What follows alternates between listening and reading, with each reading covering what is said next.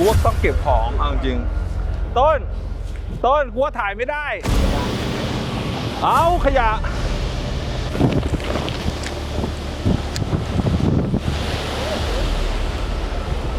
เอาเสาลงเหรอต้องออกแล้วเสากูล้มเลยเมื่อกี้อุ้ย